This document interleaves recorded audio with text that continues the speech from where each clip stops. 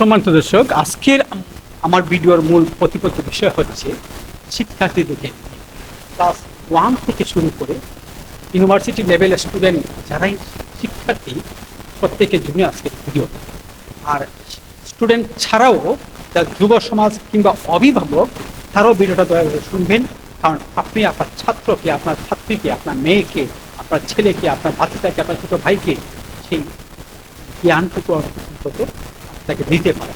দয়া করে ভিডিওটা শুনুন, অবশ্যই কাজে লাগতে পারে।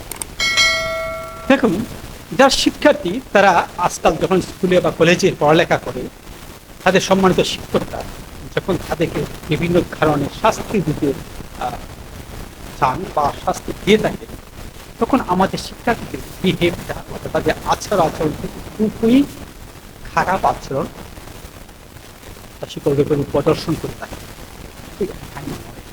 আজ বর্তমান শিক্ষা ব্যবস্থার একটা কালচার হয়ে গেছে। আমি একজন টিচার, সেই হিসাবে বলছি, আমরা ছাত্রদেরকে শাসন করার এখন আর সেই ক্ষমতা আমাদের নেই, কারণ সরকার থেকে সেটা নিষিদ্ধ করে দিয়েছে। অবশ্যই সেই শাস্তি তুলে দেওয়ার জন্য পিছনে অনেক যুক্তি রয়েছে, কিন্তু আমাদের বাংলাদেশের জন্য সেই যুক্তিগুলো, সেই কাজগুলো কতটুকু কার্যকর হবে বা হচ্ছে সেটা প্রশ্নবিদ্ধ।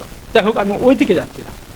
তো আমরা দেখেছি সরকার সেই নিষেধাজ্ঞা সত্ত্বেও আমরা মাঝে মাঝে ছাত্রদেরকে শাসন করার প্রয়োজন হয়। যখন প্রয়োজন হয়, ছাত্রছাত্রীরা শিক্ষকদের প্রতি অনেকটা তারা সেই শাস্তিটা, তারা যেন শিক্ষকদের সেই শাস্তিটা পাবে মনে তারা ভাবে হয়তো শিক্ষকরা তাদের শত্রু মনে করেই শিক্ষকরা তাদেরকে শাস্তি দেয়। কিন্তু বাস্তবতা হচ্ছে শিক্ষার্থী বন্ধুরা, একজন শিক্ষক কখনো ছাত্র বা ছাত্রীর কাছে শত্রু নয়, বরং সে বন্ধু হয়ে থাকতে চায়। তারা তোমার মঙ্গল কামনা করে, বাবা মার পরেই কিন্তু শিক্ষকের স্থান বলে থাকা হয়। তো তারা কিন্তু সর্বক্ষণ বাবা মায়ের মতো তোমার মঙ্গল কামনা, তোমার শুভ কামনা। তাই তোমাকে সঠিক আলোর পথ দেখার জন্য তার সর্বক্ষণ চেষ্টা করে। আর সেই চেষ্টায় একটা ফলন হচ্ছে আমাদেরকে শাসন করা। এবং মনে করে দেখো, তারা শুধু তোমাকে শাসনই করে না, তাকে সহায়তা আছে শাসন করা তারই সাথে আমরাও তোমাদের মধ্যে ছাত্র ছিলাম,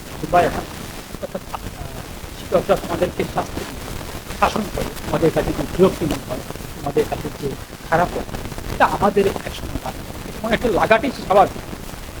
আমরা যখন আমি আমার স্মৃতি থেকে একটা ঘটনা, আমি যে প্রাইমারি স্কুলে পড়ালেখা করলাম, ওই সময়টাতে আমাদের দুজন শিক্ষক ছিল, শিক্ষক তো 5 জন ছিলেন। তো 2 জন শিক্ষকের কথা আমরা শ্রদ্ধার সাথে আচরণ করি। ওই 2 জন শিক্ষক ছিল খুব কড়া মেজাজে, তাদের শাসন ব্যবস্থা ছিল খুবই কঠিন, কিন্তু পড়ালেখা করানোর জন্য তারাই ছিলেন সবচেয়ে বেস্ট। কিন্তু আমার শিক্ষকরা সবাই বেস্ট ছিলেন। তারপর ওই 2 জন পড়ালেখা এবং ইংরেজি পড়াতেন এবং গণিত পড়াতেন, দুজনেই কিন্তু আমাদেরকে পড়ালেখা করানোর জন্য যথেষ্ট শ্রম দিত। এখন আমরা সেটা দেখছি। আবার ওনারা আমাদেরকে বেশি শাস্তিও করা না পারে, দুষ্টমি করে। আর তখন তাদের শাস্তি, তাদের যে শাসনের কারণে আমরা আমি আমার কথাটা বলছি, মনে মনে ভাবতাম, যদি কোনোদিন শিক্ষক হতে পারে, তাহলে ওই 2 শিক্ষককে বংশধরকে যদি ছাত্র হিসেবে পাই, তাহলে আসলে আমরা কিছু, অর্থাৎ শিক্ষকের বংশধরকে যদি আমরা ছাত্র হিসেবে পাই, তাদেরকে এমন শাস্তি দেব যা আমাদের চেয়ে দ্বিগুণ বহু গুণই বেশি হবে। সেটা তখনকার ভাবনা ছিল, আমাদের মেন্টালিটিটা তখন ওই রকম ছিল। কিন্তু আজ সমাজের এই অবস্থানে থেকে মনে হচ্ছে আমার সেই শিক্ষকেরা আমাদেরকে এমন করে শাসন করেছেন, এমন করে শাস্তি দিয়েছিলেন বলেই আমরা সমাজের সবথেকে শ্রেষ্ঠ সম্মানের একটা আসনে নিজেকে প্রতিষ্ঠিত করতে পেরেছি এবং তোমাদের কাছে শিক্ষক হিসাবে পরিচয় দিতে পেরেছি। আসলে শিক্ষকের শাস্তি, সেটা তো বকা, সেটা গালি, সেটা গালি হয় না, বকা হয় না, শাস্তি হয় না, কারণ সেটা আশীর্বাদ হয়ে তোমার মধ্যে বসিত হবে, এবং এটাই স্বাভাবিক। সুতরাং শিক্ষকের কাছে যদি তুমি পড়ালেখা করতে যাও, সেটা স্কুলে হোক, কলেজে হোক কিংবা বাসায় হোক, সেই শিক্ষকের প্রতি কখনো বুড়ো আঘাত খারাপ আঘাত করতে হবে না। কারণ শিক্ষক সম্মানিত, শিক্ষক যা করে সম্মানই করে।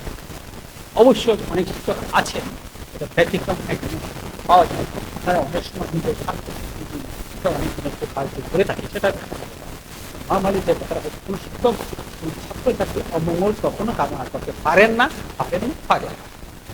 যদি আমার এই কথার সাথে তোমরা একমত হয়ে যাও, তাহলে আমার ভিডিওটাতে একটা লাইক করবে, কমেন্ট করবে একমত কিনা ব্যাপারে।